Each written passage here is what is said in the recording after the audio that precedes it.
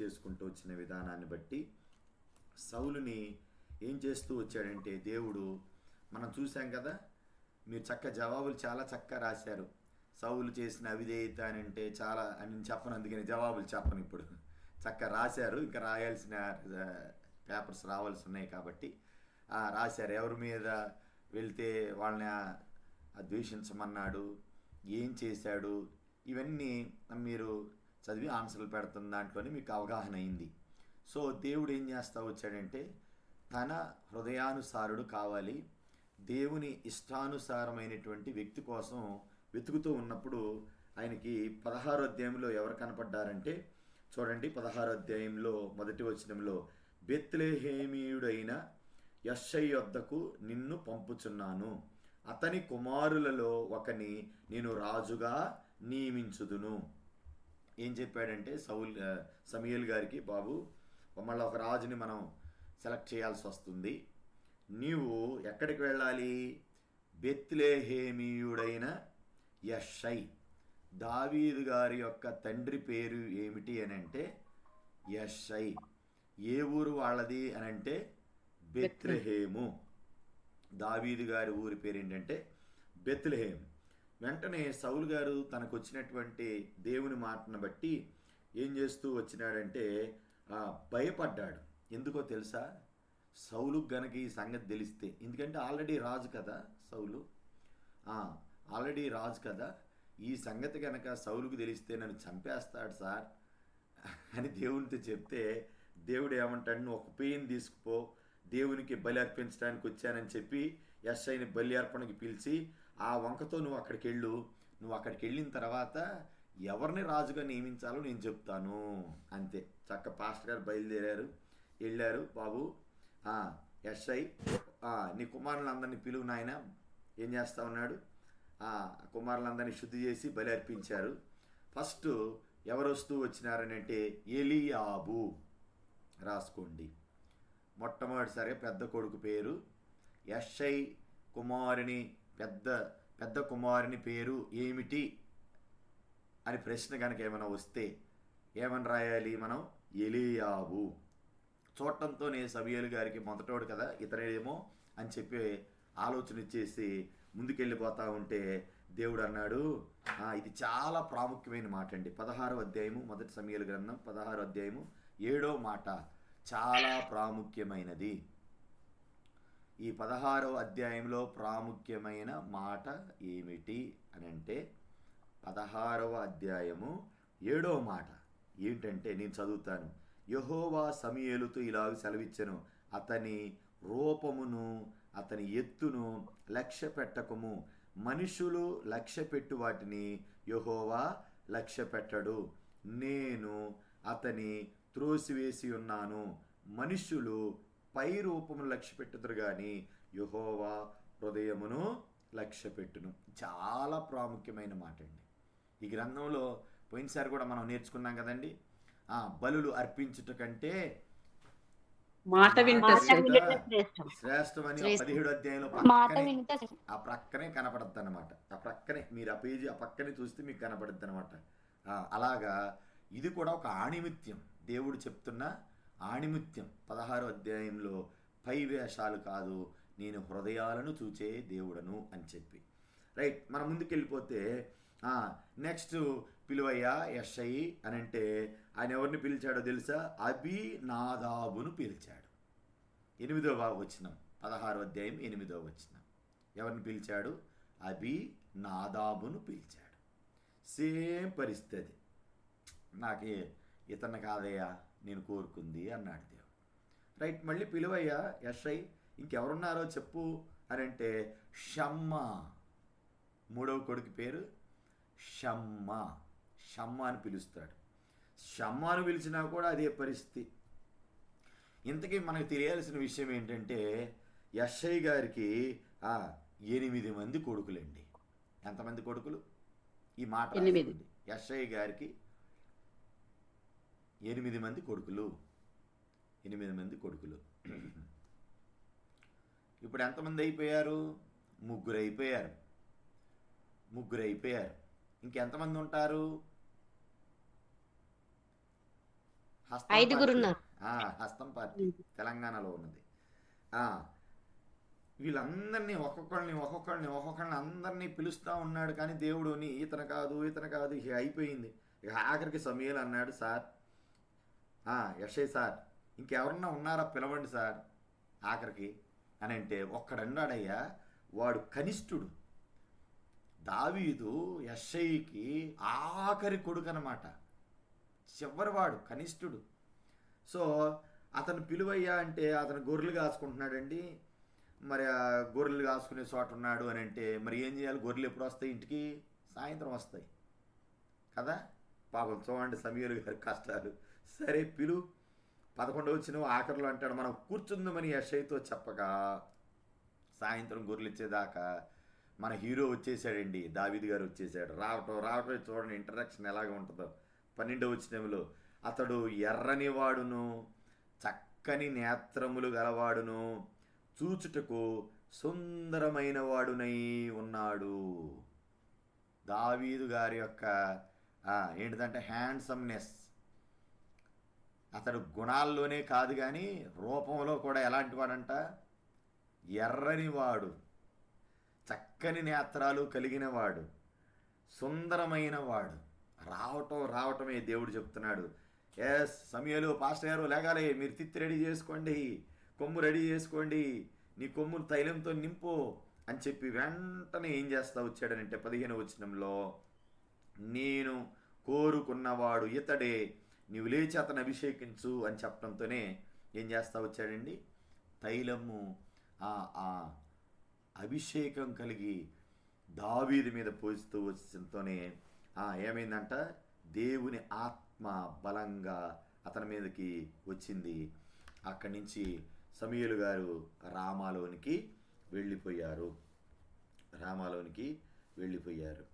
So ఈ గ్రంథంలో మనం తెలుసుకోవాల్సింది ఏంటి అని అంటే, దావీదు ఒక రాజుగా ప్రైమరీ అభిషేకం జరిగిందనమాట, దేవుని చేత అభిషేకం జరిగింది. సో ఈలోపు ఏమైందంటే అక్కడ అవతల పక్క కోణంలో సౌలు గారికి దురాత్మ పట్టింది. ఏం పట్టిందంట? ఈ అధ్యాయంలో ఓ పక్కనేమో దావీదికి దైవాభిషేకం జరుగుతూ ఉంటే మరొక ప్రక్కన సౌలు గారికి దురాత్మ పట్టింది. మీరు ఎక్కువ పెద్దగా ఏమీ రాసుకోకర్లేదు. ఎక్కడ పాయింట్స్ ఉన్నాయో ఆ పాయింట్స్ నేను టచ్ చేసుకుంటూ వెళ్తున్నాను. ఆ పాయింట్స్ని మీరు పెట్టుకోండి. ఇప్పుడు మీరు ఏమంటారంటే, ఫస్ట్ పిలిచిన ముగ్గురు ఎవరండి అన్నాను అనుకో, మీరు చక్కగా చెప్పేస్తారు. ఏమని?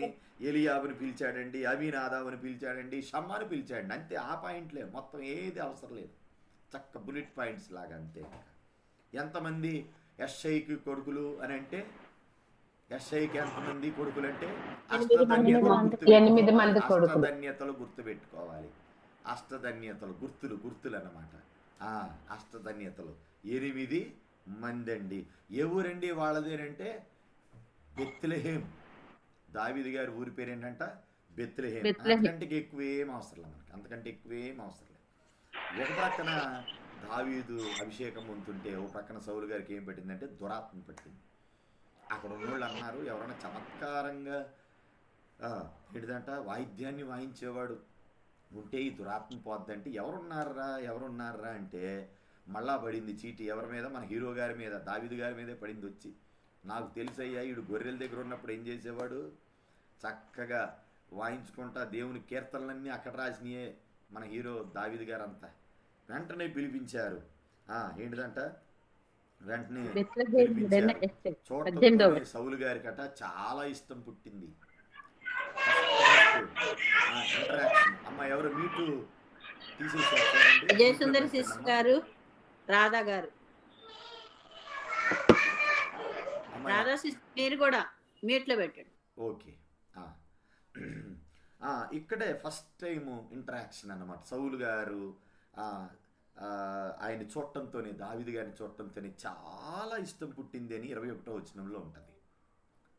ఎక్కడ ఉంటుందంట? ఫస్ట్ టైం మంచి ఇంప్రెషన్ పడింది. మన హీరో గారు చేయాల్సిన పని చేశాడు, దురాత్మ ఏమైపోయింది? విడిచిట్టు వెళ్ళిపోయింది. ఇది అంతే. ఈ 16వ అధ్యాయంలో మనం ఎక్కువ ఏం ఆలోచించొద్దు. దావీదుని రాజుగా దేవుడు అభిషేకించటం, సౌలు గారు అక్కడికి రావటం, వాళ్ళ ఊరైన బెత్లెహేము. తర్వాత తండ్రి యెషయి, 8 మంది కొడుకులు, ముగ్గురిని ముందు పిలిచాడు, ఎలియాబును, అబీనాదాబును, షమ్మాను, మొత్తం 8 మంది కొడుకులు అంతే. తర్వాత ఇదే అధ్యాయంలో ప్రక్కన దావీదు గారికి అభిషేకం అవుతూ ఉంటే సౌలుని దురాత్మ పట్టడం, యాదృచ్ఛికంగా దావీదు గారే మళ్ళీ అక్కడికి వెళ్ళి ఆ దురాత్మని వదిలిగొట్టడానికి వాయించాల్సిన సితారాను, దావీదు సితారాను పట్టుకొని వాయించి దురాత్మను పోగొట్టడం. రైట్, ఇంతే అండి ఈ అధ్యాయంలో. నెక్స్ట్ 17 అధ్యాయంలోనికి మనం వెళదాం. లాస్ట్లో మీకు ఏదైనా డౌట్ ఉంటే లాస్ట్లో ఒకసారి మనం మాట్లాడుకుందాం. ఈ అధ్యాయంలో ఇవే విషయాలు. సో 17 అధ్యాయంలోనికి మనం వెళితే అసలు చాలా టర్నింగ్ పాయింట్ అన్నమాట. దావీదు గారి లైఫ్ టర్నింగ్ పాయింట్ అయినటువంటి అధ్యాయం ఏంటో మీకు తెలుసు కదా.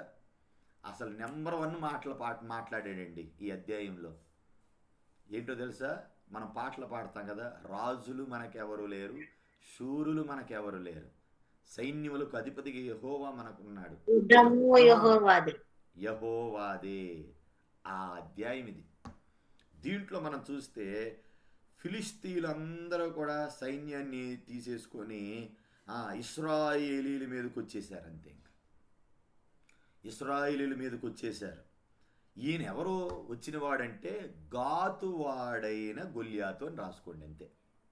17 అధ్యాయం అని హెడ్డింగ్ పెట్టుకొని ఆ అధ్యాయం యొక్క మెయిన్ జిస్ట్ ఏంటి అని అంటే ఇక్కడ రాసాం మనం. మీకు ఆల్రెడీ మీకు ప్రజెంటేషన్లో కనపడుతుంది. దావీదు గొల్యాతును హతమార్చటం. ఈ 17 అధ్యాయం హెడ్డింగ్ అంతే, ఇంకా రాసుకోండి. దావీదు గొల్యాతును హతమార్చటం. ఓకే అమ్మ, ముందుకెళ్దామా? ఎవరైనా తంబు చూపించండి, ముందుకెళ్దామా అంటే. రైట్. ఈయన ఎవరు అని అంటే గాతువాడైన గొల్యాతు. ఈయన ఎట్లాంటి వాడు అంటే ఈ పక్కన చూస్తేనేమో సుందరుడు, ఈ ఎర్రనివాడు, చక్కని నేత్రములు గలవాడు అన్నట్టే ఈయనకు కూడా కొన్ని గుణలక్షణాలు ఉన్నాయి. అతడు ఎవరు అని అంటే 6 మూళ్ళ జానడు ఎత్తు మనిషి. ఎవరటైనా ఇట్లా చూడాలి పైకి. ఎలా చూడాలంట? ఒక మినీ తాడి చెట్టు, ఈత చెట్టు అలాగా చూడాలి ఆయన గారిని చూడాలంటే. సో ఇతడు గాతువాడైన గొల్యాతు వచ్చి ఫిలిస్తీన్ల దండ్లో ఉండి ఏం చేస్తా ఉన్నాడనంటే ఇశ్రాయేలీల మీద చెప్తా ఉన్నాడు. ఏమని చెప్తున్నాడంటే, నాతో పోట్లాడి నన్ను చంపగలిగిన మీలో ఇంచు ఒకడు రండి అని సవాళ్ళు వేసటం మొదలుపెట్టాడు. 9వ వచనంలో ఏంటిదంట, నన్ను చంపేవాడు మీరందరూ రాక్కర్లేదు, నన్ను చంపండి అంతే, ఇంకా చాలు, మేము మీకు సరెండర్ అయిపోతాం అని చెప్పాడు. ఇక్కడ చూస్తేనేమో పరిస్థితి సౌలు గారికి ఎట్లుందో తెలుసా? గడగడ వణికిపోతున్నాడు. ఏమైపోతున్నాడు? గడగడ వణికిపోతున్నాడు. ఇదే యుద్ధంలోనికి ఎవరు వెళ్ళారని అంటే మన దావీదు గారు అన్నయ్యలు ఉన్నారు యుద్ధంలో. ఇందాక మనం చెప్పుకున్నామే, ఎలియాబు, అబీనాదాబు, షమ్మా. చూడండి, మీరు 14వ వచనంలోనికి రండి, 13వ వచనం రండి, చక్కగా వెళ్ళిపోదాం, యుద్ధంలోనికి వెళ్ళిపోదాం. 17వ అధ్యాయంలో ఉన్న యుద్ధంలోనికి మనం కూడా పార్టిసిపెంట్స్గా వెళ్ళి చూసి వచ్చేద్దాం. అక్కడ ఎవరు కనపడుతున్నారు? 13వ వచనంలో ఎలియాబు జ్యేష్ఠుడు, అండర్లైన్ చేసుకోండి. 2వ వాడు అబీనాదాబు, 14వ వచనం. 3వ వాడు షమ్మా, దావీదు కనిష్ఠుడు. మొత్తం అందరు యుద్ధంలోనే ఉన్నారు, ఒక్క దావీదు గారు తప్ప. ఏం చేస్తున్నారు దావీదు గారు? గొర్రెలు కాసుకుంటున్నాడు ఆయన. వాళ్ళు ఏమన్నారంటే, నువ్వు చిన్నోడివి, నీకు ఎందుకులే అని చెప్పి గొర్రెలు కాసుకుంటానికి పంపిస్తే 40 రోజుల నుంచి ఇదే పనిగా గాతువాడైన గొల్యాతు రావటం. ఎన్ని డేస్ అండి? 40 అనే సంఖ్య బైబిల్లో చాలా ప్రాముఖ్యం అండి.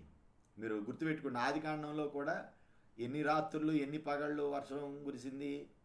40. అలా గుర్తుపెట్టుకోవాలి, పండ గుర్తులు అన్నమాట. 40 రాత్రులు 40 పగళ్ళు లాగానే 40 రోజుల నుంచి ఇదే తంతు వాడు రావటం, రండిరా మీలో ఎవరున్నారో చూసుకుందాం అనటం, వీళ్ళు గడగడగడలాడటం అలాగే కూర్చోవటం. ఒకరోజు ఏమైందంటే దావీదు గారు తన కొడుకు ఎస్ఐ గారు ఏం చేశాడంటే దావీదు గారికి క్యారేజీ ఇచ్చాడు. అన్నయ్యలకి క్యారేజీ ఇచ్చేసిరా పోయినాయన, అన్నయ్యోళ్ళు యుద్ధంలో చాలా కష్టపడిపోతున్నారు, 40 రోజుల నుంచి తినటం చెప్పండి ఏముంది, కాళ్ళారు జాబు కూర్చోవటం, తినటం కాళ్ళారు జాబు కూర్చోవటం.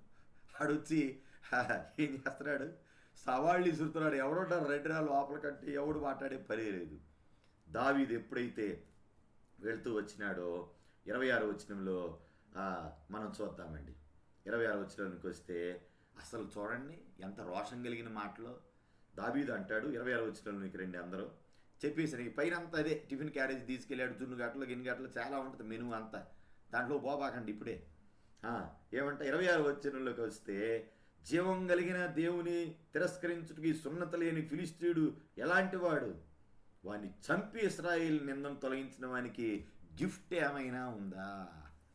ఏమిటంట, ఆకురోడు కదండి, గిఫ్ట్ల మీద ఆల్రెడీ సౌలు గారు ప్రకటించాడు కదా, వాళ్ళు చెప్పారు ఇట్లెట్లా ఇస్తాడయ్యా అని చెప్పేసరికల్లా ఏంటిదంట, దావీదుకి మంచి ఆశ కలిగింది. రైట్, ఎట్లయినా సరే జాక్పాట్ కొట్టాల్సిందే నేను ఇంకా. ఎందుకని మా అన్నయ్యలు అందరూ కూడా రోజు క్యారేజ్ తేవటం తినటం కాళ్ళారు జాబ్ కూర్చోవటం, నాకు మంచి అవకాశం దొరికింది.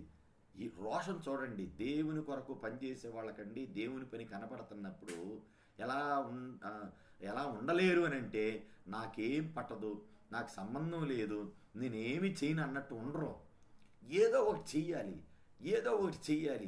ఏదో ఒకటి దేవుని పక్షాన చెయ్యాలి అంటూ ఏం చేస్తా వచ్చాడనంటే, గిఫ్ట్ ఇవ్వనేని వాళ్ళు చెప్పటం, మొత్తానికి నేను యుద్ధానికి వెళ్తాననే సమాచారం ఎక్కడికి తీసుకుపోయారంటే సౌలు గారి దగ్గరికి వెళ్ళింది విషయం. ఎక్కడికి వెళ్ళిందంటే విషయం, ఈ అధ్యాయంలో సౌలు గారి దగ్గరికి వెళ్ళింది విషయం. సో సౌలు గారు పిలిపించి చూస్తే, నువ్వు బాలుడివి, నీకు ఈ యుద్ధం అభ్యాసం లేదు ఏంటి అనే విషయాన్ని అడిగితే, ఈ మాట మీరు తెలుసుకోవాలి. 14వ వచనంలోనికి రండి, ఇది రాసుకోండి 17, 14వ వచనం 34వ వచనం చూడండి. అందుకు దావీదు సౌలుతో ఏంటిదంట, దావీదు సౌలుతో ఏమంటాడు చూడండి, ఈ దాసుడనైన నేను నా తండ్రి యొక్క గొర్రెలను కాచుండగా సింహమును ఎలుగుబంటిను వచ్చి మందలో నుండి ఒక గొర్రె పిల్లను ఎత్తుకొని పోవచ్చుండగా నేను దాన్ని తరిమి చంపి దాని నోటి నుండి ఆ గొర్రెని విడిపించి అది నా మీదకు రాగా దాని గడ్డం పట్టుకున్నాను, దాన్ని కొట్టి చంపేశాను. ఒకసారి ఏమో ఎలుగుబంటి వచ్చింది, ఒకసారి ఏమో సింహాన్ని చంపాడు. రాసుకోండి, దావీదు సాహసాలు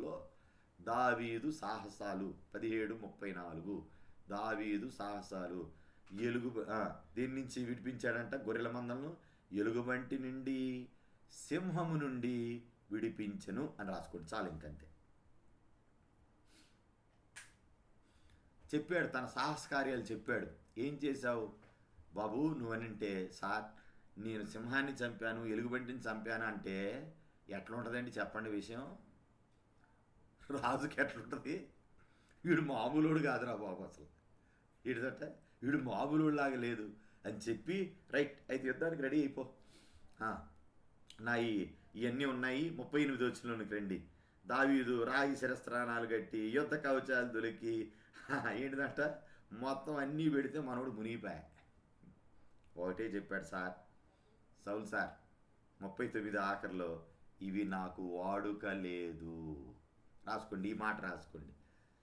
దావీదు ఏం చెప్పాడంటే, ఇవి నాకు వాడుక లేదు అని చెప్పి ఎన్ని రాళ్ళు ఏరుకోవటానికి వెళ్ళాడు, 5 రాళ్ళు, 5 నున్నని రాళ్ళు దావీదు ఏరుకొనెను అని రాసుకోండి. ఈ అధ్యాయంలో హైలైట్స్ అంతే, 5 నున్నని రాళ్ళు ఏరుకొని, చాలు ఇంకా ముందుకెళ్ళిపోదాం.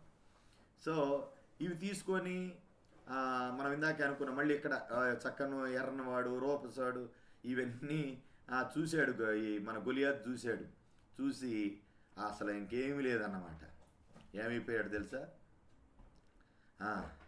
చక్కని మాట చెప్తాడు చూడండి ఇక్కడ దావీదు. ఈ మాట కూడా మీరు నమోదు చేసుకోండి. 17వ అధ్యాయంలో 46వ మాట, ఈ దినమున యెహోవా నిన్ను నా చేతికి అప్పగించును, నేను నిన్ను చంపి నీ తల తెగవేతును, ఇశ్రాయేలీయులలో దేవుడున్నాడని లోక నివాసులందరూ తెలుసుకున్నట్లు నేను ఈ దినమున ఫిలిష్తీయుల యొక్క కళేబరములను ఆకాశ పక్షులకు భూమృగములకును ఇత్తును. అప్పుడు యెహోవా కత్తి చేతను ఈడి చేతను రక్షించువాడు కాడని ఈ దండు వారందరూ తెలుసుకొందురు, యుద్ధం యెహోవాదే. ఆమేన్. అబ్బా, అసలు ఈ మాట చదువుతున్న రోమాలు నిక్కబరుస్తున్నాయి నాకైతే. ఎట్లా నిక్కబరుస్తా, గూస్ బంప్స్ అంటారు కదా, నిక్కబరుస్తూ ఉన్నాయి. ఆ ధైర్యం, ఆ సాహసం చూడండి. అసలు నేను చేస్తా అంటలా, అడిదిడిదిడిసి యుద్ధం యెహోవాది అన్నాడు. దేవుడి లైన్లోకి వచ్చాడు. చూడండి ఎంత తెలివైనోడు. ఎవరి లైన్లోకి తీసుకొచ్చాడు? నేను చేస్తా అనుకుంటా రాలేదు, యుద్ధం యెహోవాది అనేసరికల్లా ఊరు దావీదా నన్ను దించేసావు కదా రంగంలోకి నువ్వు అని చెప్పేసి దేవుడు రంగంలోనికి తిరిగితే చూడండి అక్కడ 50వ వచనంలో ఆ రాయి వాని నుదుట చొచ్చినందున వాడు నేలను బోర్లా పడిను. ఏం వాడాడు? 5 నున్నని రాళ్లలో ఒక్క రాయే తీసుకొని కోడితే ఎడుపడాలా? వెనక్కి పడాలి. అంతే కదండి, రాయి కొడితే వెనక్కి పడాలి. దేవుడు ఏం చేశాడు తెలుసా? ఎవరిదని చెప్పాడు దావీదు యుద్ధం నీదేనయ్యా అనేసరికి దేవుడు రంగంలోకి దిగి బోడ చెత్త అంటారు చూసారు, ఎట్లా క్వాటాడంతే పడిపోయినాడు. దేవునికి స్తోత్రం, దేవుని నామానికి మహిమ కలుగును కాక. ఎంత గొప్ప దేవుడు అండి మన దేవుడు. అందుకనే మీ జీవితాలు ఎదురయ్యే ఏ పరిస్థితుల్లోనైనా మీరు ఏం చెప్పాలని అంటే, యుద్ధం యెహోవాదే. ఆ మాట రాసుకోండి. ఈ అధ్యాయంలో దావీదు పలికిన దేవుని నామం యుద్ధం యెహోవాదే. అంతే. మీరు కూడా అదే ప్రకటించండి. మీ పరిస్థితుల్లో ఏదొచ్చినా కూడా అధైర్యపడకండి, యుద్ధం యెహోవాదే అని మనందరం పలుకుదుముగాక. రైట్, మనం ముందుకెళ్ళిపోదాం. ముందుకెళ్ళిపోతే సౌలు దగ్గరికి తల తెగబట్టుకొని తీసుకుని వెళ్ళాడు. ఏమైందండి? అప్పుడు అడుగుతున్నాడు, ఈయన తండ్రి ఎవరు, ఈయన బ్యాక్గ్రౌండ్ ఏంటి, ఈ విషయాలన్నీ మనం 17వ అధ్యాయంలో చూసేసాం. రైట్, అయిపోయిందండి. ఇంకా అక్కడే ఉండొద్దండి మీరు. గొలియాతు యుద్ధంలోని ఎవరు ఉండకండి. 18వ అధ్యాయంలోనికి వెంటనే వెళ్ళిపోదాం. ఎక్కడికి వెళ్ళిపోదాం? ఇక్కడ ఒక మంచి స్నేహం. ఎవరిదట? ఒక మంచి స్నేహం. నిజంగా ఇటువంటి స్నేహాలు కావాలి. విశ్వాస యాత్రలో, సేవా జీవితాల్లో ఈ స్నేహం కావాలి. దావీదు సౌలుతో మాట్లాడటం చాలించిన వెంటనే మనకి సౌలుకి ఎంతమంది కొడుకులు? ఎవరిని మీట్ ఆన్ చేసి చెప్పండి అమ్మా. 2 కొడుకులు. ఎవరాళ్ళు? 2 యోనాతానును ఈష్వి మెల్కీ షువా. ఈయనే అనమాట యోనాతాన్ అంటే. మళ్ళీ ఈయనెవరో కొత్త క్యారెక్టర్ అనుకోబాకండి. కూతుర్లు కూడా అనుకున్నాం కదా మనం, మేకాలు మేరబు వాళ్ళు కూడా వచ్చేస్తారు, ఆ సిస్టర్స్ కూడా వచ్చేస్తారు లైన్లోకి. ఇక్కడ యోనాతాను హృదయం దావీదు హృదయంతో కలిసిపోయెను. ఇది చాలా ప్రాముఖ్యమైన సంగతి. ఏంటిదంట? స్నేహం ఎలా ఉండాలి? దావీదు యోనాతానుల స్నేహం లాగా ఉండాలి. ఒక్క డౌట్ అమ్మ చెప్పండి. ఈ 3 కొడుకులు కదయ్యా? అమ్మా 3 కొడుకులు కాదు? అవును అవును, అక్కడ ఉందిగా పోయినసారి ఆన్సర్లు మళ్ళీ మీరు వెళ్ళిపోయాను. Okay right. మనం ఇక్కడ చూస్తే యోనాతాను దావీదు హృదయాలు కలవాలి. ఈ పరిచర్యే అది. ఏంటిదంట? ఇది మనుషులు కలుసుకునే పరిచర్య కాదు అని రమేష్ గారు ఎప్పుడైనా చెప్పడం మీరు విన్నారా? ఎవరైనా మ్యూట్ తీసేసి చెప్పండి. మనసులు కలిసిన పరిచర్య. మనసులు కలిసిన అంటే హృదయం కలిసిన పరిచర్య. కాబట్టి ఒక ఆన్లైన్ బైబిల్ క్లాస్కి ఒక సేవకుడు పిలిపిస్తే 24 ఐడీలు కనపడతా ఉన్నాయి. ఏమంటారు? హృదయాలు కలవాలండి. మనకి ఏం కలవాలా? హృదయాలు కలవాలి. ఇది నాకు చాలా ఇష్టమైన స్నేహం అన్నమాట. దావీదు యోనాతాను స్నేహం ఈ 18వ అధ్యాయంలో కనపడుతుంది. అలాగనే దావీదు యొక్క వివాహం కూడా ఈ 18వ అధ్యాయంలో మనకు కనపడుతుంది. అక్కడ రాసుకోండి, 18వ అధ్యాయము అని. దావీదు యోనాతానుల స్నేహం ప్లస్ దావీదు వివాహం. ఈ అధ్యాయంలోనే మ్యారేజ్ అయిపోద్ది. దావీదు గారికి అని హెడ్డింగ్ పెట్టుకోండి, చక్కగా రాసుకోండి. వస్తున్నారు కదా 15వ అధ్యాయం, 16వ అధ్యాయం, 17వ అధ్యాయం, 18వ అధ్యాయం అలా వస్తున్నారు కదా, అలాగే జస్ట్ నేను అవుట్లైన్ చెప్పేస్తాను, మీరు స్టడీలో మీరు మిగతా పాయింట్స్ని క్యాచ్ చేయండి. సో ఇలాగా వారిద్దరికీ స్నేహం ఏర్పడిపోయింది. దావీదు తన ప్రాణ స్నేహితుడిని అనుకుని అతన్ని ప్రేమించడం, అతన్ని నిబంధన చేస్తూ వచ్చాడు. దావీదు యోనాతాను బుద్ధి ఎంత మంచిదో చూడండి. ఎందుకని రేపు పొద్దున్న రాజు అవ్వాల్సిన వాడు ఎవరో సౌలు తర్వాత యోనాతానే. కానీ ఏం చేస్తున్నాడు, దావీదుని ప్రేమిస్తున్నాడు, నిబంధన చేసుకుంటున్నాడు. అక్కడ ఏం చేస్తాడు, దావీదు సుబుద్ధి చూపిస్తూ ఉన్నాడట. పంపిన పని చోటకెల్లా పోయి సుబుద్ధి గల పని చేసుకుని వస్తున్నాడు. కాబట్టి సౌలు ఏం చేస్తూ వచ్చాడంటే అతని యోధులందరి మీద మన దావీదు గారిని పెట్టారు. సో బాగానే ఉందండి, విజయోత్సవాలు జరుపుకోవాలి ఇప్పుడు. ఎందుకని గాతువాడైన గొల్యాతును చంపారు కాబట్టి ఎలక్షన్స్ అయిపోయిన తర్వాత వెంటనే మనం ఎలాగ విజయోత్సవ ర్యాలీ పెడతారో ర్యాలీ పెట్టారండి. ఇదే వచ్చింది తెప్పలు అక్కడ దావీదుకి, ఇదే తెచ్చింది తెప్పలు. 7వ వచనంలో వస్తే చక్కగా ఊరేగింపు బండి మీద వెళ్తూ ఉంటే మేరువాణి అంటారు కదా తెలంగాణలో, మేరువాణి బయలుదేరి వెళ్ళేసరికి ఈ ఉండోళ్ళు స్త్రీలు ఒక మాట అన్నారు, సౌలు 1000 కొలదియు దావీదు 10,000 కొలదియు శత్రువులను హతము చేసిరనిరి. స్త్రీలు ఏమని పాట పాడిరి అని ప్రశ్న వస్తే మనకి ఏమి ఆన్సర్ ఉంది ఇక్కడ, సౌలుకు 1000 కొలది, దావీదుకు 10,000 కొలది అని పాడటమే ఆలస్యం అండి, అంతే. ఆ మాటలు సౌలు గారికి ఇంపుగా లేవు. ఆ రోజు నుంచే, ఆ క్షణం నుంచే దావీదు మీద విషపు చూపు నిలిపిన. ఇది రాసుకోండి అంతే మీరు. దావీదు యోనాతాను స్నేహం తర్వాత స్త్రీలు ఏమని పాడారు 7వ వచనంలో ఉంటుందండి, 18వ అధ్యాయం 7వ వచనంలో. మనం ముందుకు వెళ్ళిపోదాం త్వరగా రాసేసుకోండి. అప్పటి నుంచే, ఆ క్షణాన్ని నుంచే విషపు చూపు చూడటం మొదలు పెట్టేశాడు అంతే. అక్కడి నుంచి అండి ఇక ఇష్టం ఈట ఇసిరే పని మీదే ఉన్నాడు. ఇక సారిగా ఏంటంట, ఈట ఇసిరే పని మీదే ఉన్నాడు, ఈట ఇసిరే పని మీదే ఉన్నాడు. మీరు అందుకనే 18వ అధ్యాయంలో మన పీపీటీలో కనుక చూస్తే 18వ అధ్యాయం 9వ వచనం నుండి మీకు కనపడుతుంది కదా దాంట్లో, 9వ వచనం నుండి 27వ అధ్యాయము 4వ వచనం దాకా తరుముడే. ఇంకా ఇక్కడ రాసుకోండి, ఇక్కడ ఈ అధ్యాయంలోనే రాసుకోండి. క్షమించండి, 18వ అధ్యాయంలో ఉన్నాం కదా మనం. ఓకే, 18:9 నుంచి 27:4 దాకా తరిమే పని మీదే ఉన్నాడు. ఇంకా తరిమే పని అంటే ఇప్పుడు మనం ఈ 18వ అధ్యాయం నుంచి 27వ అధ్యాయం దాకా ఏం చూస్తాం, టామ్ అండ్ జెర్రీ చూస్తాం. అలా గుర్తుపెట్టుకోండి, టామ్ అండ్ జెర్రీ ఆట చూస్తాం అనమాట. సౌలు దావీదుని తరవటం, దావీదు గారు పారిపోవటం, మళ్ళీ కనుగొనటం, మళ్ళీ దావీదు గారు అమ్మడపడతాం, మళ్ళా పారిపోవటం, ఇదే స్టోరీ ఉంటుంది. రైట్, ముందుకెళ్ళిపోదాం రండి, మనం ఇంకా ముందుకెళ్ళిపోదాం రండి. ఈ అధ్యాయంలోనే ఏం చేస్తా వచ్చినాడంటే దావీదు మీద కక్ష కట్టినటువంటి సౌలు ముందు ఏంటంట, మేరబునియాల్సింది ఎవరినిచ్చాడు తెలుసా, మేకాలునిచ్చాడు. అది రాసుకోండి, మేరబు బదులుగా మేకాలును పెండ్లి చేయుట.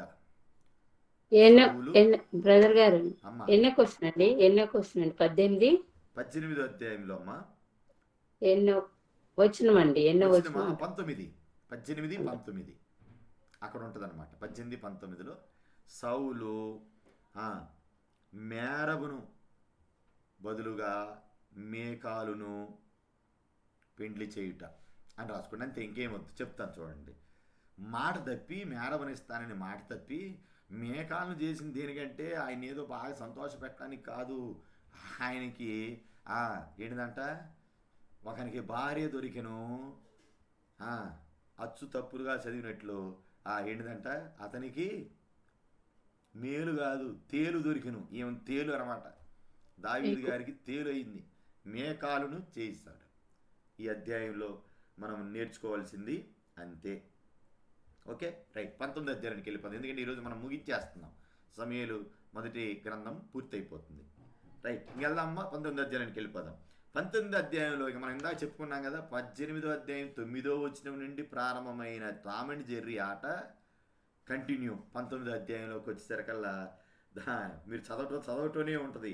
అంతట సౌలు మీరు దావీదును చంపవలసిందని తన కుమారుడైన యోనాతానుతోనూ తన సేవకులందరితోనూ చెప్పగా ఇక మొదలయ్యింది ఆట.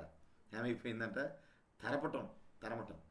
ఈ ఎంత కసి ఉందంటే దావీదును చంపాలని బహు కసి అన్నమాట. ఈ 19వ అధ్యాయం ఏమి రాసుకుంటారంటే మీరు దీనికి హెడ్డింగ్ ఏంటంటే సౌలు దావీదును తరుముట అని రాసుకోండి. 19వ అధ్యాయంలో సౌలు దావీదును తరుముట అంతే. సో ఈ క్రమంలో ఏంటంటే మీరు 19వ అధ్యాయం 1వ వచనం నుండి 17వ వచనం దాకా చూస్తుంటే ఇవన్నీ ఆయన తరిమే విధానాలు, తప్పించుకుపోయిన అన్నీ ఉంటాయి. లాస్ట్ ఎక్కడ చేరాడనంటే దావీదు గారు తప్పించుకొని 18వ వచనంలోనికి రండి, రామాలోకి చేరాడు. ఎక్కడ చేరాడంట? రామాలోకి చేరెను. ఎక్కడికి చేరాడమ్మా? రామాలోనికి చేరెను. రామాలో ఎవరున్నారు అంటే పాస్టర్ గారు ఉన్నారు, సమీయులు గారు ఉంటారు రామాలో. ఇందాక మనం అనుకున్నాం కదా. రామాలో ఎవరున్నారండి? వచ్చేసి ఇవన్నీ సంగతులన్నీ సౌలు చేస్తున్న సంగతులన్నీ చెప్తా ఉంటాడు. సో మళ్ళీ రామాలో ఉన్నాడని తెలుసుకునేసరికల్లా రామా దగ్గర ఉన్న నాయోతులో ఉన్నాడని వర్తమానం పంపించేసరికి దావీదుని పట్టుకోవటానికి సౌలు కొంతమందిని పంపిస్తూ వచ్చాడు. అక్కడ ఏమవుతుంది అంటే సౌలు సమూయేలు గారు ప్రవక్తలందరూ సమాజంగా కూడుకొని ప్రకటిస్తూ ఉండేసరికల్లా దేవుని ఆత్మ వచ్చిన వాళ్ళ మీద కూడా దిగొచ్చేస్తుంది. వాళ్ళు ప్రవచించడం మొదలు పెడతారు.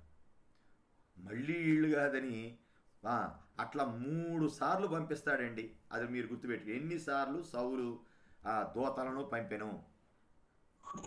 నాయోతులో, రామా దగ్గర నాయోతులో ఉన్న దావీదును పట్టుకోవటానికి దూతలని ఎన్నిసార్లు పంపెను అని అంటే ఎన్నిసార్లమ్మా?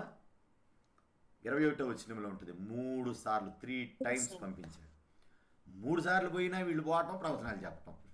ఏం చేస్తున్నారంటే ప్రార్థనలో వీళ్ళు పాల్గొని ఏం చేస్తున్నారంట? పరిశుద్ధాత్మ పొందుకొని ప్రవచనాలు చెబుతున్నారు. ఆఖరికి ఏం చేశారంటే వీళ్ళు పోయినట్టే ఉంటున్నారు, ఏం జరుగుతుందా అని సౌలే వచ్చేసాడు. ఏం చేశాడమ్మా? సౌలు వచ్చి కూర్చున్నా కూడా సౌలు కూడా ప్రవచనాలు చెప్పాడు. అందుకని సామెత పుట్టింది, సౌలు ప్రవక్తలలో ఉన్నాడా. ఆఖరి వచనంలోనికి వచ్చేయండి, ఇంకా ఆఖరి వచనంలోనికి వచ్చేయండి. సౌలు ప్రవక్తలలో ఉన్నాడా అనే సామెత పుట్టెను. ఎందుకు సౌలు ప్రవక్తల్లో ఉన్నాడని సామెత పుట్టెను అంటే ఆన్సర్ ఏంటి? రామా దగ్గర ఉన్న నాయోతులో సౌలు కూడా పోగా ఏంటిదండి, అతడు కూడా ప్రవచించటం వలన సౌలు ప్రవక్తలలో ఉన్నాడా అనే సామెత పుట్టెను. అంతే.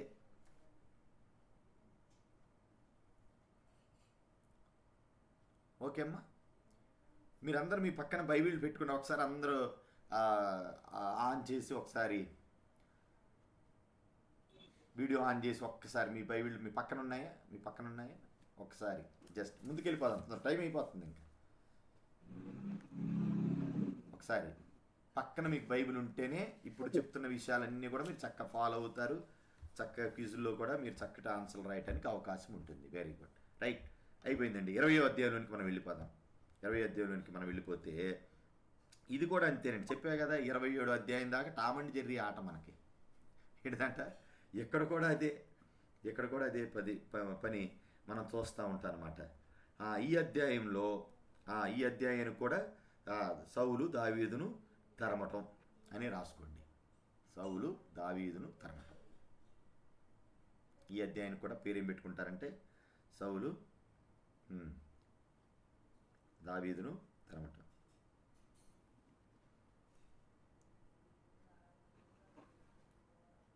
ఇరవై అధ్యాయంలో. సో పాపం ఇక్కడ వచ్చి యోనాతాను తన ఫ్రెండ్ అయిన దావీదుకి ఎంతో హెల్ప్ చేయాలనే పరిస్థితే కనపడతా ఉంటుంది.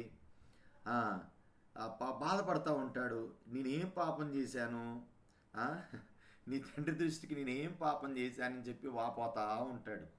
తండ్రి దృష్టికి అమ్మా సౌలు తండ్రి దృష్టి. ఆ, తండ్రి దృష్టికి, నీ తండ్రి దృష్టికి అని యోనాతానుతో చెప్తా ఉంటాడు. నేనేంటి, నాకు వచ్చిన బాధ ఏంటి, ఇవేంటంటే ఇవన్నీ చెప్తాడు. నువ్వు అక్కడ దాక్కో, ఇక్కడ దాక్కో, ఇది అని చెప్తూ ఆ, ఆఖరికి ఏమైపోద్ది అని అంటే పరిస్థితి 20 అధ్యాయము 30వ వచనంలో సౌలు యోనాతానుతో గొడవ పట్టడం మొదలు పెడతాడు. ఇవన్నీ బాణాలు వేయటం, తప్పించుకోవటం, ఈ దాక్కోవటం ఇవే ఉంటాయండి. ఈ 20వ అధ్యాయం అంతా ఇవే ఉంటాయి. టామ్ అండ్ జెర్రీ ఆటే ఉంటుంది. సో 30వ వచనంలో సౌలు యోనాతాను మీద బహుగా కోపపడి ఆ తిట్లు చూడండి ఎట్లుని, ఆ గడగొట్టు దాని కొడుక నీకును, చాలా చిత్రమైన భాష మాట్లాడతాడండి అసలు ఇక్కడ. నువ్వు యెష్షయి కుమార్ని స్వీకరించిన సంగతి నాకు తెలిసింది కాదా? ఏంటంటే యోనాతాను దావీదు పక్షం వహించాడు. ఏం చేస్తా వచ్చాడంట, ఆ మాట రాసుకోండి. ఈ అధ్యాయంలో యోనాతాను దావీదు పక్షము వహించాడు. ఎట్లా మనకు తెలుసు అని అంటే చూడండి 42వ వచనానికి వచ్చేయండి. ఎలా దావీదు పక్షాన యోనాతాను వహించాడు అని అంటే మనకి 42వ వచనంలో తెలిసిపోద్ది. అంతటి యోనాతాను, యెహోవా నీకు నాకు మధ్య ఈ సంతతి, నేను నా సంతతి మధ్య ఎన్నటన్నిటి సాక్షిగా ఉండును గాక, మన ఇద్దరం యెహోవా నామమును బట్టి ప్రమాణం చేసుకుని ఉన్నాం గనక మనసులో నెమ్మది కలిగి పొమ్మిని దావీదుతో చెప్పగా దావీదు లేచి వెళ్ళిపోయిన యోనాతాను పట్టణమునకు తిరిగి వచ్చిన. అంతే అండి. ఈ అధ్యాయంలో మనం పెద్దగా ఆలోచించాల్సిన పరిస్థితి ఇంకేం లేదు. రైట్. 21వ అధ్యాయము మనం వచ్చి చూస్తే ఇది చాలా ప్రాముఖ్యమైన అధ్యాయం అండి. మనం క్రొత్త నిబంధనలో కూడా దీని ప్రస్తావన వస్తుంది. క్రొత్త నిబంధనలో కూడా దీని గురించిన ప్రస్తావన వస్తుంది. ఓకే, 21వ అధ్యాయంలోనికి మనం వెళ్ళిపోతాం. ఇక్కడ ఏమయ్యాడంటే దావీదు ఎక్కడికి వచ్చాడంటే నోబు అనే ప్రాంతానికి వచ్చాడు. రాసుకోండి, 21వ అధ్యాయం అని రాసుకొని దావీదు నోబు ప్రాంతానికి వచ్చాడు. 21వ అధ్యాయం నోబు అనే ప్రాంతానికి వచ్చాడు. ఇక్కడ వచ్చి ఇక్కడ ఒక పాస్టర్ గారిని కలిశాడు. ఎవరట? అహీమెలెకు అనే యాజకుడిని కలిశాడు. పాపం ఏమైందంటే పాపం అడుగులు ఎమ్మడబడి తిరగటం, టయానికి ఫుడ్ లేకపోవటం, ఇవన్నీ పరిస్థితులు అయిపోయేసరికల్లా పాపం ఏమైందంటే తినటానికి ఆకలైంది. నీ వద్ద ఏముంది పాస్టర్ గారు, అహీమెలెకు గారు, మీ దగ్గర ఏమున్నాయంటే 4వ వచనంలోనికి రండి. 1 సమూయేలు గ్రంథం 21వ అధ్యాయం 4వ వచనంలోనికి వస్తే ఆయన అంటాడు, సాధారణమైన రొట్టె నా దగ్గర లేదు, ప్రతిష్ఠితమైన సన్నిధి రొట్టెలు. రాసుకోండి. అక్కడ ఉన్నాయి ఏంటంట, మీకు క్రొత్త నిబంధనలో కూడా ఈ మాట వస్తుంది. క్రొత్త నిబంధనలు కూడా చదివిన వాళ్ళు అయితే సువార్తల్లో ఈ మాట మీకు అక్కడ ఒక చోట వస్తుంది. వీటిని ఏమంటారంటే సన్నిధి రొట్టెలు. అమ్మ మళ్ళీ ప్రశ్న అది మీరు అన్ని చెప్పేయకూడదు, మీరు చెప్పేసి ఏంటంట, సన్నిధి రొట్టెలు ఉన్నాయి, నాకు ఆకలి వేస్తుంది అయ్యా. మాట్లాడు. సన్నిధి రొట్టెలు ఉన్నాయి, నాకు ఆకలి వేస్తుంది అయ్యా అని అంటే యాజకుడు కదండి, పాస్టర్ గారు చెప్తారు, నువ్వు శుద్ధిగా ఉండు, పవిత్రంగా ఉండు, పరిశుద్ధంగా ఉండు అని చెప్పినప్పుడు దావీదు చెప్తాడయ్యా, నువ్వు చెప్పిన పవిత్రంగా పరిశుద్ధంగా మేము ఉన్నాం అని చెప్పడంతోనే ఏం చేస్తాడండి, 6వ వచనంలో యెహోవా సన్నిధి నుండి తీయబడిన సన్నిధి రొట్టెలు ఏం చేశాడంట, యాజకుడు అతనికి ఇచ్చాడు. ఆకలి అవుతుంది అని దావీదు అంటంతోనే ఈ అధ్యాయంలో దావీదు సన్నిధి రొట్టెలు తినుట. ఇందాక మీరు రాసుకున్నారు కదా, నోబులో యాజకుడైన అహీమెలెకు దగ్గరకు రావటం, ఇందాక ముందే రాసుకున్నారు అన్నమాట. నెక్స్ట్ ఏం పెట్టుకుంటారంటే దావీదు సన్నిధి రొట్టెలు తింటాం. దావీదు నోబులో ఏం తిన్నాడు అంటే, ఏం తినలేదు సార్, ఫాస్టింగ్ అనొద్దు, తిన్నాడు, ఎనిమిది సన్నిధి రొట్టెలు రొట్టెలు తిన్నాడు. రైట్, ముందుకెళ్ళిపోదాం. తర్వాత ఏమైపోయింది అని అంటే దావీదు ఎక్కడికి వచ్చాడనంటే ఆ, ఎక్కడికి వచ్చాడు తెలుసా? గాతు రాజైన ఆకీషు దగ్గరికి వచ్చాడు. 10వ వచనం చూడండి, 10వ వచనం, 21:10. ఎక్కడికి వచ్చాడు? గాతు ఆకీష్ వద్ద రాజైన ఆకీషు ఆకీష్ దగ్గరికి. మీకు ఈ మాట రావడంతో ఒక సందేహం రావాలి. ఎవరన్నా వెలుగుచ్చండి మీ సందేహాన్ని. టైం అయిపోతుంది, వెళ్ళిపోదాం ఇంకా. గొలియాతు గాతువాడే అన్నారు కదా, అమ్మా, గొలియాతు కూడా గాతువాడే అన్నారు కదా. అది పాయింట్. Right, very good.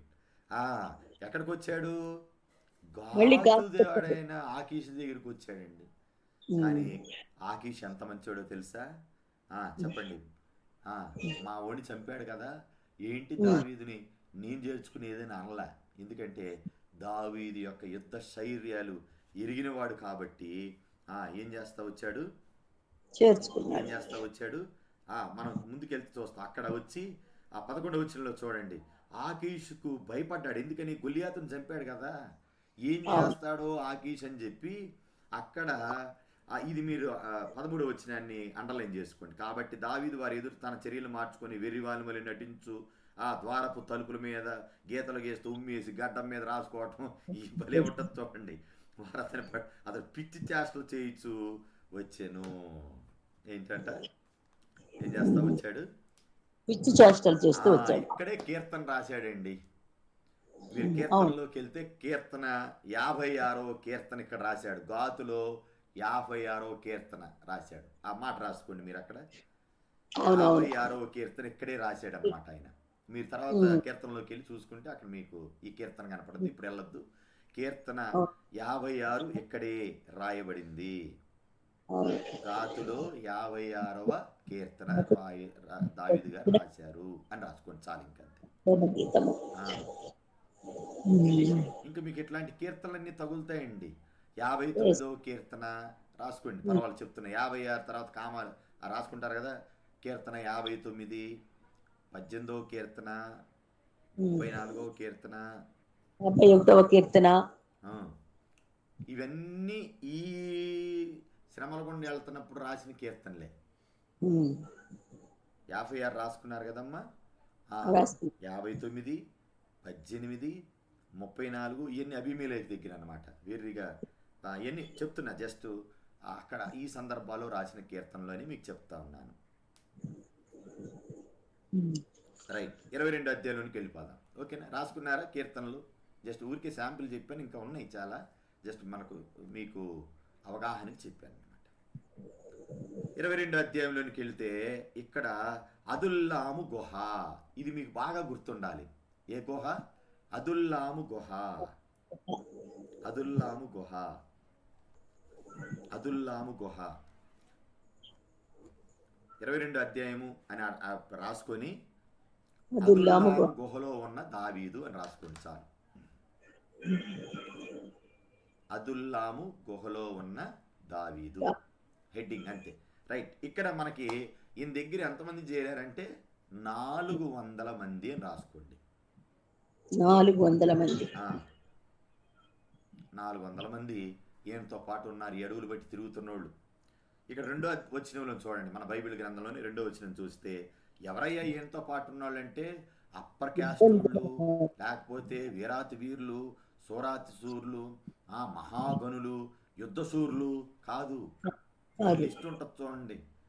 ఇబ్బందులు గలవారు, అప్పులు చేసుకునేవారు, అసమాధానంగా ఉండేవారు. ఎవరో మీట్లో పెట్టండి అమ్మా. రైట్, ఇక్కడ ఎవరు అని అంటే ఇబ్బందులు ఉన్నోళ్ళు, అప్పులు చేసుకొని పాపం ఐపీ పెట్టిన వాళ్ళు అంటారు చూసారా, వాళ్ళు, అసమాధానంగా ఉండేవాళ్ళు, మొత్తం 3 రకాల కేటగిరీస్ అండి. రాసుకోండి, 3 రకాలైన కేటగిరీ వాళ్ళు దావీదు దగ్గర ఉన్నారు. 3 టైప్స్ ఆఫ్ పీపుల్ అయినా రాసుకోవచ్చు మీరు.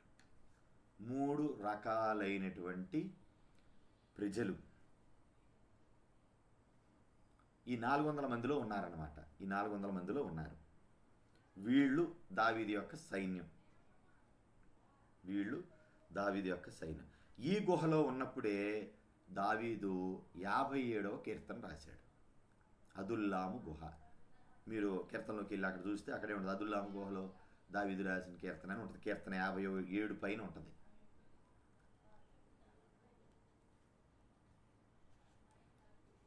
ఓకే, 57 కీర్తన రాశాడు. 57వ కీర్తన. ఆ 57 కీర్తన కీర్తనలు ఇక్కడ రాయలేదు, 57వ కీర్తన ఇక్కడ రాస్తా కీర్తన. వచ్చారన్నమాట. మీరు కొంతమంది చెప్పిన నాకు వచ్చిన రిప్లైలో కూడా ఇట్లే ఎవరో కొంతమంది పొరపాట్లు చేశారు, ఇట్లాగనే కనపడింది నాకు, అలాగా భావించుకొని అని. రైట్. నెక్స్ట్ ఎక్కడికి వెళ్ళిపోతా వచ్చాడంటే హారేతు 5వ వచనంలోనికి వచ్చేయండి. హారేతులోనికి వచ్చాడు. అదుల్లాం గుహ నుంచి హారేతుకి. ఎందుకంటే ఇదే చెప్పాక టామ్ అండ్ జెర్రీ ఆట. అక్కడ ఉన్నాడని తెలియటం, మళ్ళీ స్థావరాలు మార్చేయటం, నక్సలైట్ స్థావరాలు మార్చినట్టుగా పోలీసులు అమ్మడపడుతుంటే పరిగెత్తుకుంటా వచ్చేసినటువంటి పరిస్థితి. సౌలు తరుముతా ఉన్నాడు. తరుముతా ఎక్కడి దగ్గర వచ్చాడనంటే, పాస్టర్ గారు ఇందాక అహిమేలేకు సన్నిధి రొట్టెలు పెట్టాడు కదా, విషయం తెలుసుకొని పాస్టర్ గారి దగ్గరికి వచ్చాడు. అహిమేలేకు దగ్గరికి వచ్చాడు. అడవి కదా అది, ఏదమ్మా? హారేతు అనేది అడవి కదా. అవునమ్మా, అవును. హారేతు అనే అడవిలోకి వచ్చేసాడు. ఇక అంతే, ఇక అడవిలేగా. ఇక అక్కడ మొత్తం దావీదు తిరిగిందంతా అడవిలే, మొత్తం పేర్లే మారుతూ ఉంటాయి మనకు. రైట్. అహిమేలేకు పాస్టర్ గారి దగ్గరికి వచ్చాడు. 14వ వచనంలోనికి వచ్చేయండి. 14వ వచనంలోనికి వచ్చేసి, నువ్వు ఎందుకు దావీదుని చేర్చుకున్నావు? ఏడిదంట నువ్వు ఎందుకు దావీదుని చేర్చుకున్నావని పాపం పాస్టర్ గారి మీద పడ్డాడు. అయ్యా బాబు, అసలు ఎంత చక్కగా చెప్తాడో, మంచోడయ్యా దావీదు, నమ్మకస్తుడయ్యా దావీదు అని ఎంత మంచి చెప్పినా ఏదో అంటారు చూసారా, ఇక నెత్తికి ఎక్కిన తర్వాత ఇక దిగత కిందకి. వీడున్నారు చూసాడు, దోయేగు అనేవాడు ఉన్నాడు. ఇందాక మీకు 21వ వచనంలో, ఆ 21వ అధ్యాయంలో మీరు చదివినప్పుడు మీకు అర్థం. 7వ వచనం అయ్యా. 21. వీడు ఎవడో తెలుసా అండి? ఎదోమీయుడు. మీ కీర్తనలు మనం చదువుతూ ఎదోమి మీద ఏమి విసురుతాడట? నా చెప్పు విసురుతానంటాడు దేవుడు. అంత అసహ్యమైన ప్రజలు అన్నమాట వీళ్ళు. దోయగుతో చెప్తాడు, మిగతా సేవకులతో చెప్తే పాము మేము పాస్టర్ల జోలికి అసలు పోవండి బాబు, మేము పాస్టర్ల జోలికి పోమని అంటే, ఎదోమీయుడు చూడండి బరితెగిచ్చేసి ఎంతమందిని అంటండి, ఎంతమందిని చంపేశాడు తెలుసా? పేజీ తిప్పండి, ఆ పక్కనే ఉంటుంది. ఏవి ధరించుకొనిన పేజీ తిప్పండి. 22వ అధ్యాయం 18వ వచనం.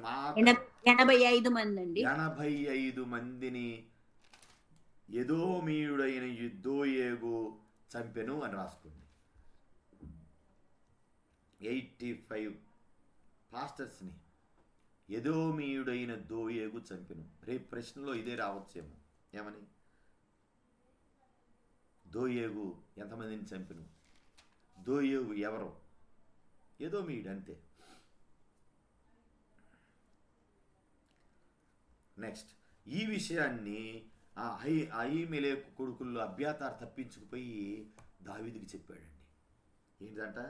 సార్, నువ్వు ఇట్లా చేసావు, మా నాయన దగ్గర వచ్చాము, నువ్వు సన్నిధి రొట్టెలు తిన్నావు, మీ మామగారికి తెలిసి ఇంత పని చేశాడని చెప్పేసి పరిగెత్తుకుంటా వచ్చేసాడు.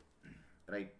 అంతే అండి. 22వ అధ్యాయంలో మనం నేర్చుకోవాల్సిన విషయం ఏంటంటే, అబ్యాతారు తప్పించుకొని పోయి దావీదుకి చెప్పాడు విషయం. ఇలా జరిగింది బాబు, హారేతు అరణ్యంలో మీ డాడీ వచ్చి ఇట్లాంటి పని చేశాడు అని. నెక్స్ట్ 23వ అధ్యాయానికి వచ్చేద్దామండి. 23వ అధ్యాయము హెడ్డింగ్ పెట్టేసుకోండి. 23 అధ్యాయం, చాప్టర్ 23. దీనికి ఏమని పెట్టుకుంటారంటే, దావీదు కెయిలా వాసులను ఫిలిష్తీయుల నుంచి రక్షించటం. దావీదు కెయిలా వాసులను ఫిలిష్తీయుల నుంచి రక్షించుట, అంతే.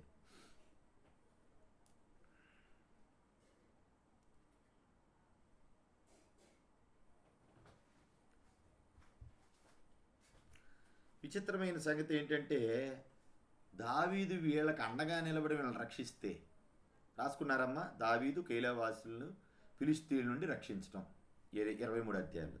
వీళ్ళు ఏం చేశారంటే, కైలావాసులు దావీదుకి ద్రోహం చేసిరి, అంతే. ఏం చేశారంట? ఏం చేశారు? ద్రోహం చేశారు.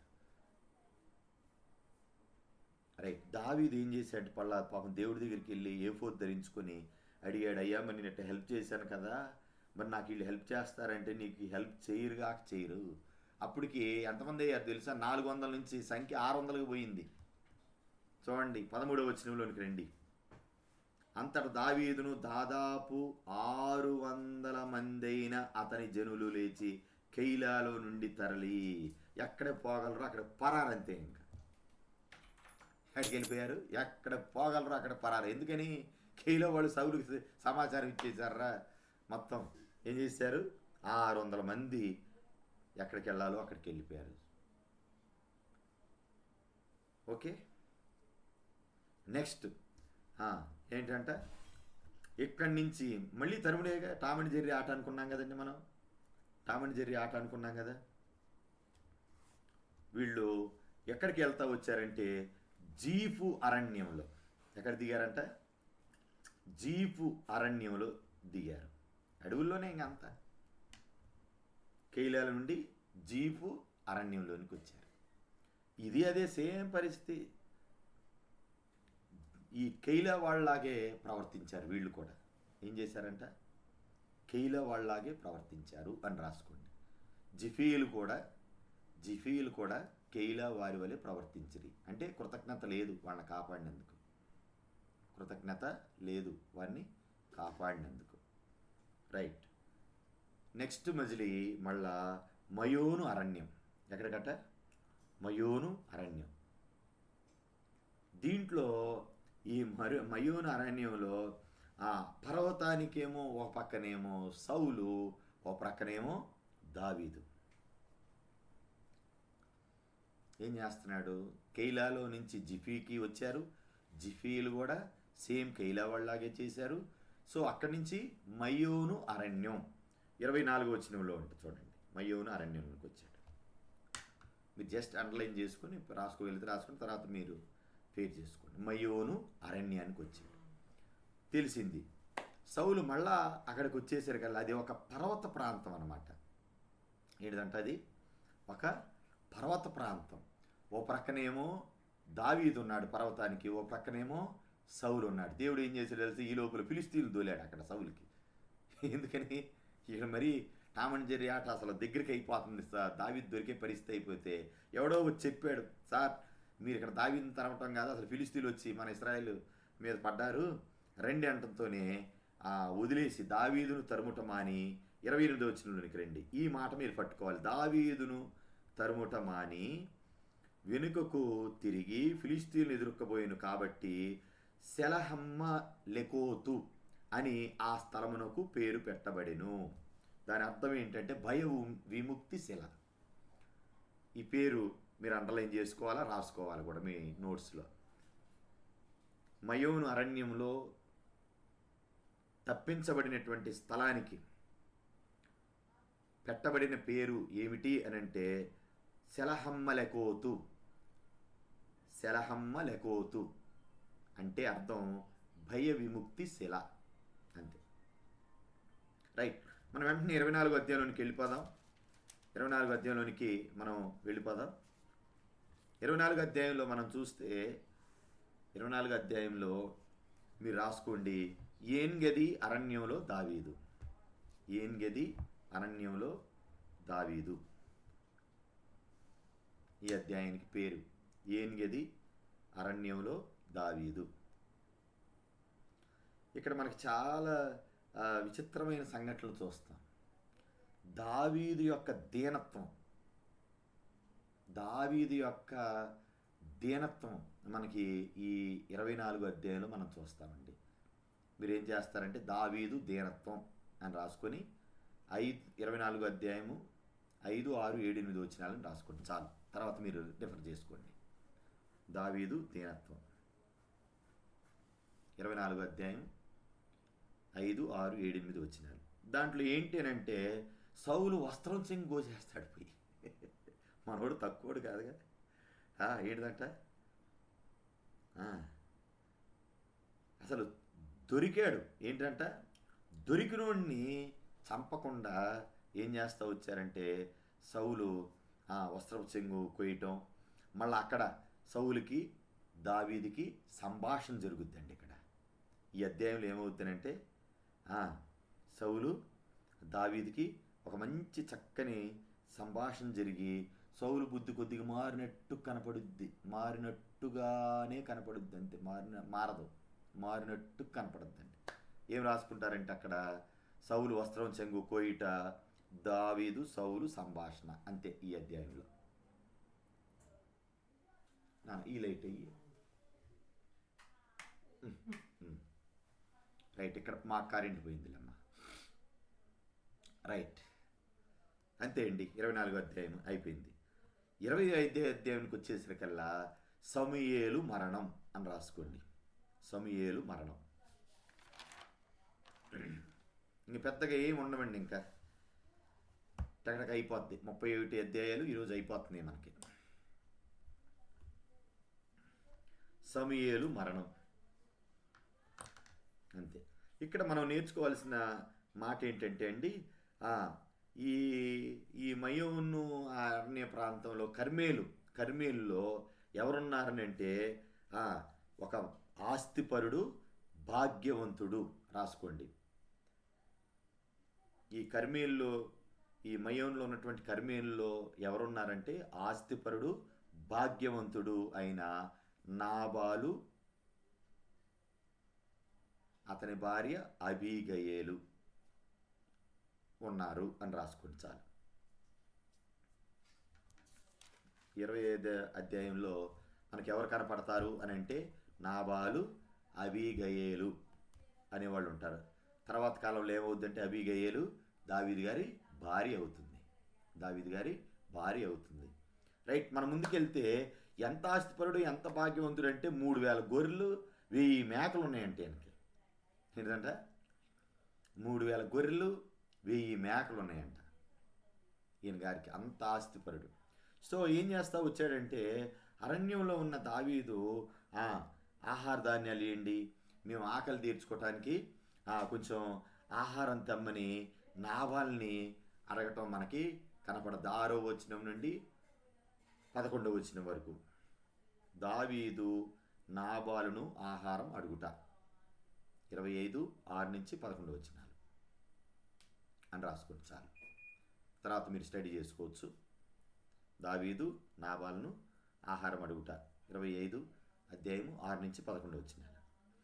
సో ఈ నాబాలు క్యారెక్టర్ ఏంటంటే మోటోడు, కాలేబు సంతతి వాడు అయినప్పటికీ మోటోడు. ఏమన్నాడంటే పాపం దావీదుని చాలా ఇన్సల్ట్ చేశాడండి. దావీదు ఎవడో, యెషయా కుమారుడు ఎవడో, తన ఇంటి యజమాని విడిచిపెట్టి పారిపోయిన దాసులు ఇప్పుడు చాలామంది ఉన్నారని చెప్పి ఇన్సల్ట్గా మాట్లాడాడు.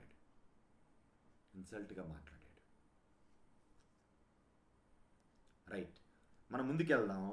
ఈ విషయం దావీదుకు తెలిసి అసలు యుద్ధాన్ని ప్రకటించేశాడు. అంతే, యుద్ధాన్ని ప్రకటించాడు. ఇదేంట్రా, మనం వాళ్ళ గొర్రెల్ని, మేకల్ని, అడవి జంతువుల పాలు కాకుండా మనం కాపాడితే నాబాలు ఏంటి ఈ మాట మాట్లాడటం ఏంటి అని అన్నప్పుడు చూడండి, అబీగయేలు రంగప్రవేశం చేస్తే 18-19 వచనాలండి. అబీగయేలు సుబుద్ధి రాసుకోండి అక్కడ. అబీగయేలు సుబుద్ధి, అబీగయేలు సుబుద్ధి. 25వ అధ్యాయము 18వ వచనం నుంచి 31వ వచనం అని రాసుకోండి అంతే. తర్వాత మీరు స్టడీ చేసుకోవచ్చు. అబీగయేలు సుబుద్ధి.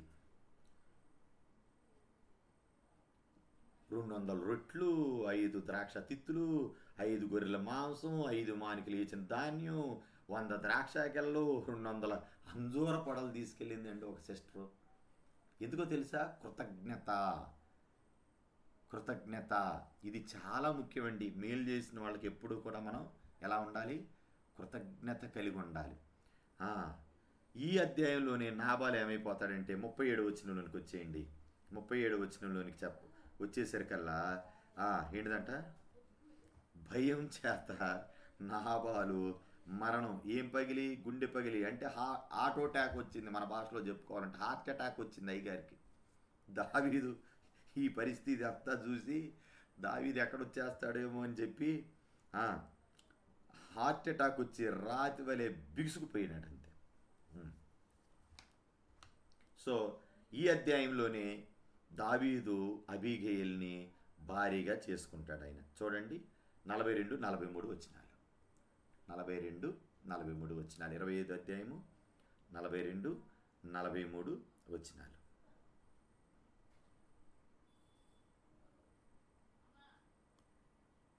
రైట్. 26వ అధ్యాయంలోనికి మనం వెళ్ళిపోదాం. ఇక్కడ ఇంకా అహీనోయం కూడా ఉంటుంది, అబీగయల్ కూడా ఉంటుంది. ఇద్దరు భార్యలు అని చెప్పి లిస్టు మనకు వచ్చేస్తుంది. 26వ అధ్యాయంలోనికి వస్తే సౌలు బుద్ధి మరలా మారుట. 26 అధ్యాయం హెడ్డింగ్ ముగిచ్చేద్దామండి, ఇంక అయిపోయినాయి. ఈరోజుతో క్లోజ్ చేద్దాం. ఒక 2 నిమిషాలు ముగించేసుకుందాం. రైట్. సౌలు బుద్ధి మారిపోవుట.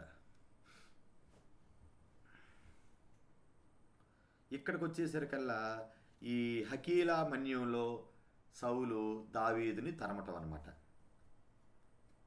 హకీలా మన్యంలో సౌలు దావీదుని తరమటం.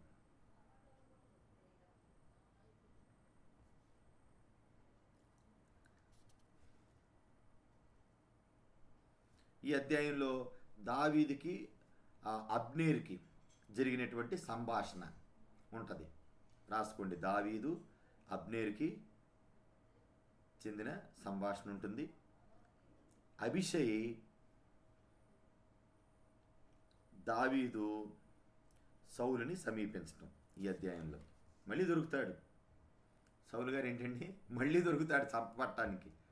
అయినా దావీదు గారు మంచి సుబుద్ధి చూపిస్తారన్నమాట ఈ అధ్యాయంలో. ఇంకంతే అండి. ఈ అధ్యాయం హెడ్డింగ్ రాసుకొని సౌలు బుద్ధి మారటం, హకీలా మన్యంలో సౌలు దావీదుని తరమటం, అబ్నేరు దావీదు సంభాషణ ఈ అధ్యాయంలో మనకు కనపడుతుంది. 16-17 వచనాల్లో కనపడుతుందండి. మీరు చదువుతున్నప్పుడు మీకు అర్థమవుతుంది. అలాగే అభిషై దావీదు సౌల్ని సమీపిస్తారు, చంపడానికి దొరికినా కూడా వదిలేస్తారు. నెక్స్ట్ 27వ అధ్యాయం. 27వ అధ్యాయం. ఈ పద్దాక తరుముతా ఉంటే దావీదు గారికి ఒక ఆలోచన వస్తుంది. అసలు సౌలు శత్రువు దగ్గరే నేనుంటే నన్ను తరమడ కదా అని. రాసుకోండి అక్కడ 27వ అధ్యాయము. దావీదు ఆలోచన సౌలు శత్రువు దగ్గర సురక్షితంగా ఉండవచ్చని. దావీదు ఆలోచన సౌలు శత్రువు దగ్గర సురక్షితంగా ఉండొచ్చని.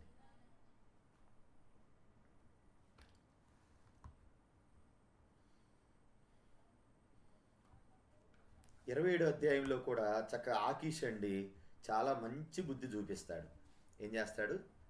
గాతువాడైన ఆకీషు గొలియాతుని చంపాడు కదా అని చెప్పి అతని మీద ఏమి కష్టం పెట్టుకోకుండా ఉండి అతనికి ఏం చేస్తాడంటే ఈ అధ్యాయంలో సిగ్లగు అనే గ్రామాన్ని ఇస్తాడు. అది రాసుకోండి. ఆకీషు సిగ్లగు గ్రామాన్ని దావీదుకు ఇవ్వటం అని రాసుకోండి. చాలు, ఇంకెక్కువేమి అన్నీ అవసరం లేదు.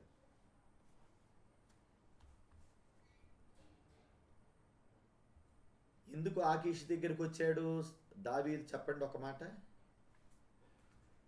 ముగిస్తానండి, కొద్ది టైం అయింది, ఈరోజు ఆలస్యం అవుతుంది కానీ సౌలు యొక్క శత్రువు కదయ్యా. అదే సౌలు శత్రువు. దగ్గరికి వస్తే గొలియాతుని చేశాడు కదా. అసలు ఈయన ఎవరు? ఆకీషు ఫిలిస్తీయుడు. ఫిలిస్తీయుడయ్యా. ఫిలిస్తీయులు. అది అలాగనమాట శత్రుత్వం. రైట్, రాసుకోండి. ఆకీషు సిగ్లకు అనే గ్రామాన్ని దావీదుకి ఇవ్వటం. అక్కడ 600 మంది ప్లస్ దావీదు 2 భార్యలతో సిగ్లకులో ఉంటాడనమాట. ఎన్ని రోజులు ఉన్నాడంటే 1 సంవత్సరం 4 నెలలు సిగ్లగులో ఉండెను అని రాసుకోండి. అంతే, అయిపోయింది. 20వ అధ్యాయం. 1 సంవత్సరం 4 నెలలు సిగ్లగులో ఉండెను. 1 year 4 months.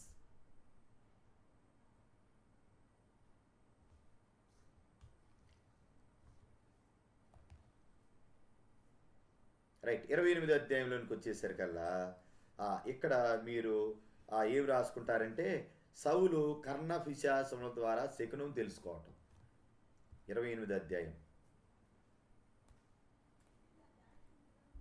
సౌలు కర్ణ పిశాచముల ద్వారా శకునం తెలుసుకోవటం. 28వ అధ్యాయం అంతా అదే.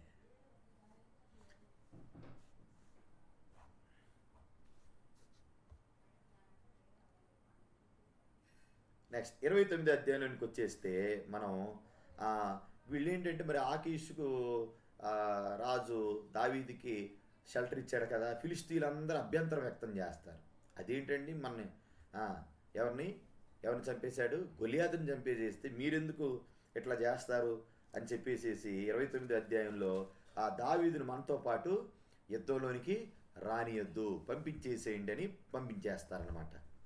మీరు 29 అధ్యాయానికి ఏం పెట్టుకుంటారనంటే ఆ దావీదు విషయమై ఫిలిస్తీయులు ఆకీషుతో అభ్యంతర పడటం, అంతే.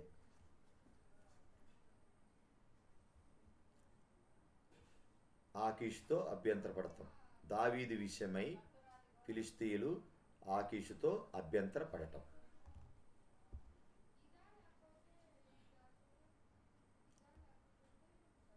అలాగనే ఈ అధ్యాయంలోనే దావీదు గుణలక్షణాలు కూడా బాగా చక్కగా ఆకీష్ చెప్తాడండి. దేవదూత లాంటి వాడని ఇవన్నీ చెప్తాడు. మీరు చదువుతున్నప్పుడు మీకు అర్థమవుతాయి. సో 30వ అధ్యాయంలోనికి మనం వస్తే 30వ అధ్యాయంలోనికి వస్తే చాలా నేర్చుకోవాల్సిన విషయాలు ఉంటాయి దీంట్లో. సిగ్లగు మీద అమాలేకుల నాశనం అని రాసుకోండి. సిగ్లగుపై అమాలేకీయుల నాశనం.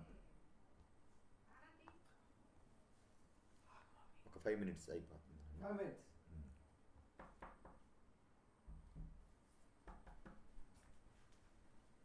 సిగ్లగుపై అమాలేకీయుల నాశనం. సో ఇక్కడ దావీదు ఎంత ఏడ్చాడంటే వాళ్ళు వచ్చి పాపం వారి భార్యల్ని పిల్లల్ని గనుల్ని మొత్తం వాళ్ళ ఆస్తి అంతా ఊడ్చుకొని వెళ్ళిపోతారు అమాలేకీయులు. ఎంత ఏడుస్తాడంటే దావీదు నిజంగా ఏడవటానికి ఇక శక్తి లేకపోనంతగా ఏడ్చాడు. ఆఖరికి 2 భార్యలను కూడా తీసుకుపోయారు వాళ్ళు. అసలు ఏముంచలా చూడండి, 600 మంది ఇన్ని రోజులు ఫుడ్ పెట్టి ఒక షెల్టర్ ఇచ్చి చేస్తే ఏం చేస్తారు తెలుసండి, వీళ్ళు రాళ్ళు రువ్వి చంపటానికి దావీదు మీదకి వచ్చేసారు. ఇంకా ఏమయ్యారంట. కానీ దేవుని కృప ఏంటో తెలుసా, దేవుడు మరలా దావీదు అడుగుతాడు, అయ్యా మరి నేను వీళ్ళని మళ్ళా జయించగలుగుతానంటే దేవుడు చెప్తాడు, వాళ్ళని తరుము, నీకు ఖచ్చితంగా నీ శత్రువులు నీకు దొరుకుతారు అని ఈ అధ్యాయంలో చెప్పటం, మరలా పోయిందంతా తను సంపాదించుకోవటం చూస్తూ ఇక్కడ ఒక మంచి మాట ఉంటుందండి. 30వ అధ్యాయంలో 24 వచ్చిన చూస్తే మనందరికీ తెలిసిందే, ఈ సొమ్ము పంచేటప్పుడు యుద్ధానికి పోయినోడికి ఎంత భాగం ఉంటుందో యుద్ధం సామాన్ల దగ్గర ఉన్నవాడికి కూడా అంతే భాగం అనే మాట ఎక్కడి నుంచే వచ్చిందన్నమాట. అదొకటి 24వ వచనాన్ని అండర్లైన్ చేసుకొని ఇది ప్రాముఖ్యమైంది ఈ అధ్యాయంలో అని పెట్టుకోండి. నెక్స్ట్ ఇక ఆఖరికి వచ్చేసామండి ఎట్టకేలకు 31వ అధ్యాయంలో ఏం చూస్తామనంటే సౌలు ఆయన పిల్లలు మొత్తం చనిపోతారండి. ఎవరంట? సౌలు, మిల్కీషువ, మనం అనుకున్నాం కదా, అబీనాదాబు, యోనాతాను, మొత్తం పిల్లలంతా 3 కొడుకులు, మొత్తం సౌలు అందరూ గిల్బోవా పర్వతం మీద సౌలు మరణం అని రాసుకోండి అంతే. ఇంకా ఈ అధ్యాయానికి హెడ్డింగ్ ఏంటంటే గిల్బోవా పర్వతంపై సౌలు అతని 3 కుమారులు మరణం, అంతే.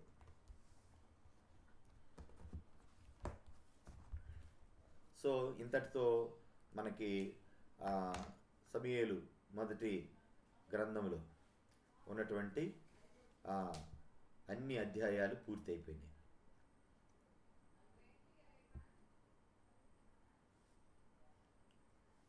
ఇంతటితో